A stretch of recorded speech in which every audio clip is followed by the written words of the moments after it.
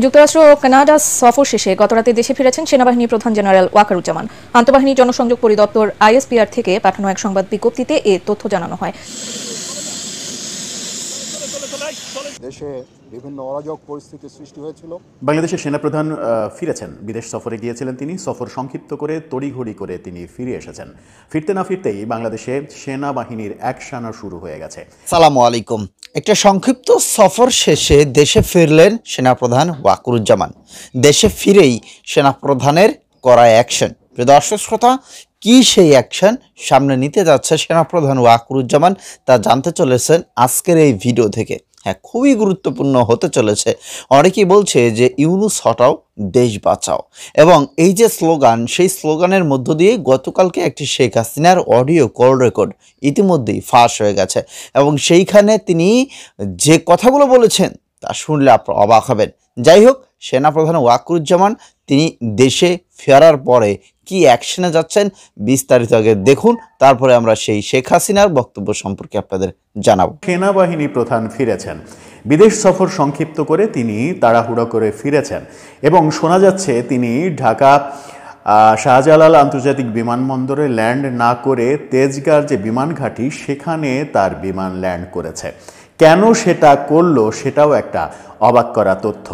বিভিন্ন সূত্র বলছে তিনি তেজগাঁতে ল্যান্ড করেছেন এবং তড়িঘড়ি করে ফিরে এসেছেন। তার পেছনে কারণ কি? সেনাপ্রধানকে নিয়ে গত কয়েকদিনে নানা রকমের আলোচনা হচ্ছিল। অনেকে এই আলোচনাও করার চেষ্টা করছিলেন যে সেনাপ্রধান অসহায় হয়ে দেশ ছেড়ে চলে গেছেন, তিনি আর ফিরবেন না, ইউনূস সরকারের অধীনে তার আর কাজ করা সম্ভব হবে না। কিন্তু আমরা ঘটনা ভিন্ন রকম দেখলাম। সেনাবাহিনী প্রধান ফিরে এলেন। ফিরে যখন এলেন তখন তাকে নিয়ে নানা রকমের আলোচনা হচ্ছে। ডক্টর ইউনূস সরকারকে নিয়ে নতুন কোনো তথ্য তিনি পেলেন কিনা, নিয়ে এলেন কিনা, সেটা দেখা যাবে আগামী কয়েকদিনের মধ্যে। শোনা যাচ্ছে সেনাবাহিনী প্রধান ডক্টর ইউনূস সরকারের ওপরে বিরক্ত, এবং বিরক্তির যে ছাপ সেটা স্পষ্ট হয়েছে কদিন আগেই তার ভাষণে। এরপরে সেনাবাহিনীর সঙ্গে সরকারের সম্পর্ক একেবারে নড়বড়ে অবস্থায় চলে গেছে। সেনাবাহিনীকে আগের চাইতে একটু বেশি তৎপর দেখা গেছে। আমরা একদিন আগেই দেখেছি গুলশানে মব ঠেকাতে সেনাবাহিনী গিয়েছে, এবং সেখানে প্রথমবারের মতো মব করার জন্য 3 জনকে অ্যারেস্ট করা হয়েছে। অর্থাৎ দৃশ্যপট পাল্টাতে শুরু করেছে। সেনাবাহিনী আজকে অভিযান চালিয়েছে রাজশাহী বিশ্ববিদ্যালয়ে। রাজশাহী বিশ্ববিদ্যালয়ের ঐতিহ্যবাহী হল নবাব আব্দুল লতিফ হল, যে হলের মাঠে আমার নিজেরও বহুদিন বিচরণ করার অভিজ্ঞতা রয়েছে। সেই নবাব আব্দুল লতিফ হল, ঐতিহ্যবাহী সেই হলের ছাত্র শিবিরের সভাপতির রুম তল্লাশি করে ব্যাপক বিস্তর রীতিমতো একটা অস্ত্রের কারখানা পাওয়া গেছে। এত বিপুল অস্ত্র আমার মনে হয় বাংলাদেশের ইতিহাসে কোনো অভিযানে এক রুম থেকে কিংবা একটা জায়গা থেকে পাওয়া যায়নি। এত বিপুল পরিমাণ অস্ত্র, যে অস্ত্রগুলো পরে গণমাধ্যমে, সামাজিক যোগাযোগ মাধ্যমে এখন ছড়িয়ে পড়ছে। এই বিপুল পরিমাণ অস্ত্র শিবিরের সভাপতির রুম থেকে পাওয়া গেছে। একটা রুমে যদি এত পরিমাণ অস্ত্র থাকে তাহলে সেই রুমে আর কোনো জায়গায় থাকার কথা নয়। অর্থাৎ ওইটাকে অস্ত্রের গুদাম বানানো হয়েছিল। সেনাবাহিনীর অভিযানে সেটা বেরিয়ে এসেছে, এবং বলা হচ্ছে যে পুলিশের যত অস্ত্র লুট হয়েছে 5 আগস্টের পরে মবের মাধ্যমে পুলিশের যত অস্ত্র লুট হয়েছে থানা আক্রমণের মাধ্যমে, সেই অস্ত্রের একটা বড় চালান এখানে রয়েছে। এগুলো সবই পুলিশের লুট করা অস্ত্র। পুলিশের লুট করা অস্ত্র শিবির সভাপতির রুমে কিভাবে গেল সেটা একটা বড় প্রশ্ন।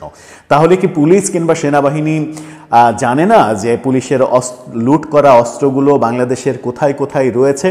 খুব স্বাভাবিকভাবেই প্রশ্নের উত্তর দেয়া যায় যে হ্যাঁ, তারা জানে। জেনেও তারা এই অস্ত্রগুলো উদ্ধার করছিল না এতদিন। উদ্ধার করছিল না কেন? তাতে কি সরকারের সায় ছিল না? সরকার কি চাইছিল না পুলিশের অস্ত্র উদ্ধার হোক? কিংবা সরকার কি এরকম চাইছিল যে পুলিশের অস্ত্রগুলো সত্যিকার অর্থেই যাদের কাছে রয়েছে তাদের কাছ থেকে উদ্ধার করতে গেলে সরকারেরই এক ধরনের গোমর ফাঁস হয়ে যাবে, যাদের সঙ্গে সরকারের দহরম মহরম সম্পর্ক, সেই সম্পর্কে ভাটা পড়বে। যদি শিবির সভাপতির রুম থেকে এত বিপুল পরিমাণ অস্ত্র পাওয়া যায় তাহলে 5 আগস্টের পরে যারা মব করেছে, সারা দেশে যারা থানা আক্রমণ করেছে, পুলিশ মেরেছে, পুলিশ মেরে অস্ত্র লুট করেছে, থানায় আগুন দিয়েছে, কারা এরা এটা পুলিশও জানে, সেনাবাহিনীও জানে, সরকারও জানে। তার মানে এতদিন উদ্ধার করা হচ্ছিল না, এই প্রথম অভিযানটা করা হলো বড় ধরনের। এর আগে ছোটোখাটো অভিযান হয়েছে, সেনাবাহিনী বলেছে যে বেশ কিছু অস্ত্র পাওয়া গেছে, কিন্তু একটা রুম থেকে, একটা জায়গা থেকে, তাও বিশ্ববিদ্যালয়ে, রাজশাহী বিশ্ববিদ্যালয়ের মতো একটা জায়গায় একটা রুম থেকে এত বিপুল পরিমাণ অস্ত্র উদ্ধার করা, এটা অবিশ্বাস্য, চোখে না দেখলে বোঝা যায় না। তার মানে কি সেনাবাহিনীর অ্যাকশন শুরু হয়ে গেছে সেনাপ্রধান ফিরতে না ফিরতে? আপাত দৃষ্টে সেটাই মনে হচ্ছে। আর সেনাবাহিনী যদি অ্যাকশানে সত্যি সত্যি নেমে পড়ে, তাহলে বাংলাদেশে অভ্যুত্থান পরবর্তী যারা মব তৈরি করেছে, যারা পুলিশের ওপরে আক্রমণ করেছে, পুলিশে হত্যা করেছে, থানা জ্বালিয়ে দিয়েছে, পুলিশের মনোবল ভেঙে দিয়েছে, এখনও যারা পুলিশের বিপক্ষে প্রতিনিয়ত কথা বলার চেষ্টা করে বিভিন্ন পরিচয়ে, বিশেষ করে সমন্বয়ক পরিচয়ে পুলিশকে যাচ্ছে তাই ভাষায় কথা বলে, আমার মনে হয় যে তাদের কাউকে জিজ্ঞাসা করলেও এই অস্ত্রের আরও ভাণ্ডার পাওয়া সম্ভব হবে। এবং মজার তথ্য হচ্ছে, আজকে জাতীয় নাগরিক পার্টি, সেই পার্টির আহ্বায়ক নাহিদ ইসলাম তিনি আনুষ্ঠানিকভাবে ঘোষণা করেছেন দেশে আর সমন্বয়ক বলে কোনো মানুষ নেই। সমন্বয়ক বলে এই সমন্বয়ক শব্দটার আর অস্তিত্ব নেই, এটা বিলুপ্ত হয়ে গেছে। কারণ বৈষম্য বিরোধী আন্দোলন থেকে একটা ছাত্র সংগঠন হয়েছে, একটা রাজনৈতিক দল হয়েছে, এখন আর সমন্বয়কের কোনো অস্তিত্ব নেই। তিনি পুলিশকে বলেছেন যে সমন্বয়ক পরিচয়ে দেশে কোথাও যদি কেউ কিছু করতে চায় তাহলে তাদের কঠোর হস্তে দমন করুন। তার মানে সমন্বয়ক এই শব্দটা যদি তারা এখন অমিট করে না ফেলে, তাহলে তাদের উপরে এখন রাজনৈতিক দল হিসেবে তাদের উপরে যে বিস্তর অভিযোগ আসবে, সেই অভিযোগ কাঁধে বহন করা তাদের পক্ষে মনে হয় সম্ভব হবে না। আর সম্ভব হবে না বলেই এই ঘোষণাটা এসেছে। সেনাবাহিনী প্রধান নিয়ে যখন নানা রকমের আলোচনা চলছে, তখন সমন্বয়ক পদ থাকছে না নাহিদের, এই কথা খুবই গুরুত্বপূর্ণ। তার মানে বাংলাদেশে আর কেউ আমি এখানকার সমন্বয়ক, আমি ওখানকার সমন্বয়ক, এত সদস্যের সমন্বয়ক কমিটি, এত কমিটি, কোথাও কোনো প্রতিষ্ঠানে কিংবা শিক্ষা প্রতিষ্ঠানে কিংবা কোথাও সমন্বয়কের অস্তিত্ব আর থাকছে না, এটা নাহিদ ইসলাম বিলুপ্ত ঘোষণা করলেন। তাহলে সারা দেশের সমন্বয়করা এখন কি করবে? তারা কি পরিচয়হীনতায় ভুগবে না? আমার মনে হয় যে এতে করে সারা দেশের সমন্বয়কদের সঙ্গে এই জাতীয় নাগরিক পার্টির এক ধরনের দূরত্ব তৈরি হবে, এবং এই দূরত্বটা সংঘর্ষে রূপান্তরিত হলেও অবাক হওয়ার কিছু থাকবে না। যেটা একদিন আগেই আমরা দেখলাম, সার্জিস আলমের ওপরে আক্রমণ, বেসরকারি বিশ্ববিদ্যালয়ের ছাত্ররা সার্জিস আলমের উপরে আক্রমণ করেছে এবং সেখানে সার্জিস আলমের পক্ষের একজন পিঠে আঘাতপ্রাপ্ত হয়ে তার 14টা সেলাই পর্যন্ত লেগেছে। এই ঘটনাও কিন্তু আমরা দেখেছি। এই ঘটনা যে আরও ঘটতে পারে সেটা আশঙ্কা করেই হয়তো নাহিদ ইসলাম এই কথাটা বলেছেন। সেনাবাহিনী প্রধানকে নিয়ে যে আলোচনাগুলো চলছে, সেনাবাহিনী প্রধান একটা ভূমিকা রাখবে সরকারের বিপক্ষে, কেউ আবার বলার চেষ্টা করছেন যে সরকার থেকে সেনাবাহিনী প্রধানকে সরে যেতে বলা হয়েছে, তাকে পদত্যাগ করতে বলা হয়েছে। সেনাবাহিনী প্রধান সেটা আমলে নেননি, সেটা আমলে নেওয়ার কোনো কারণও নেই, কারণ দেশের যে কোনো খারাপ মুহূর্তে সেনাবাহিনী, দেশপ্রেমিক সেনাবাহিনী, সেটাই দেশের নাগরিকের সব থেকে বড় ভরসার জায়গা। সেই ভরসার জায়গা যদি নষ্ট হয়ে যায় তাহলে মানুষের আর যাওয়ার জায়গা থাকবে না। আমার মনে হয় সেনাপ্রধান সেই সংকল্পেই কাজ করবেন এবং দেশকে স্থিতিশীলতার দিকে নিয়ে যাবেন। বার্তা বাইরে থেকে, দেশের বাইরে থেকে কি বার্তা আনলেন, কি এখন প্রয়োগ হয়, সেটা আমরা দেখব। আগামী 2-4 দিনের মধ্যেই ব্যাপারগুলো আরও স্পষ্ট হয়ে যাবে যে সেনাবাহিনী প্রধানের মাধ্যমে কি। আশা করছি ভিডিও সম্পর্কে মতামত অবশ্যই কমেন্টে লিখবেন। সেনাপ্রধান জেনারেল ওয়াকার তিনি এখন কঠিন একটা অ্যাকশন নেবেন এবং দেশে সেনা শাসনও শুরু করতে পারে। গতকালকে রাতে শেখ হাসিনা কিভাবে মানুষকে মেরে ফেলার হুমকি দিয়েছে বা কিভাবে ছাত্র জনতার উপর গুলি করতে বলেছে সেটা ইতিমধ্যে আপনারা জেনে গেছেন বা সোশ্যাল মিডিয়াতে রীতিমতো ভাইরাল হয়েছে, ফাঁস হয়ে গেছে। তো যাই হোক, আপনাদের একটা ছোট একটা কথা বলতে চাই। আপনাদের মনে আছে জায়েদ খান নিপুণের কথা? একটা চেয়ারের জন্য কি করেছিল তারা?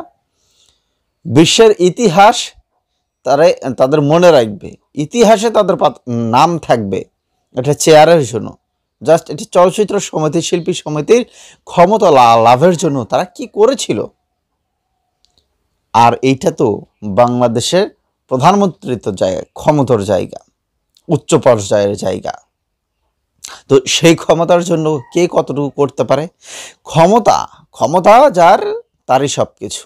ক্ষমতাতে যেই যাক পোলটি খাবেই। এখন সে আপনার সামনে দেখবেন খুব ভালো মানুষ হয়ে যাচ্ছে, খুব হাজি মলবি, তারপরে হচ্ছিল মানে খুবই আপনাদের ন্যায়পরায়ণ দেখছে, জনগণের কথা বলছে, কিন্তু ওই চেয়ারটাতে গিয়ে বসুক, ক্ষমতা পাক, কিন্তু আপনাকে ভুলে যাবে। আপনি কে, আমি কে, তুমি কে, অমুক ভাই অমুক ভাই। এই হচ্ছিল ক্ষমতা। তো বিশ্বাস বা ভরসা কাউকে আজকাল করা যায় না। দিন শেষে একটা কথাই এখন মানুষ বলছে, যে স্বৈরশাসক দেশে ছিল, দেশে থাকার পরও দেশ যদি কিছুটা শান্তিতে থাকে তাহলে সেই স্বৈরশাসকই প্রয়োজন আবার। যাই হোক, আপনারা হয়তো ইতিমধ্যে বুঝে গেছেন। ভালো থাকবেন, ধন্যবাদ সকলকে।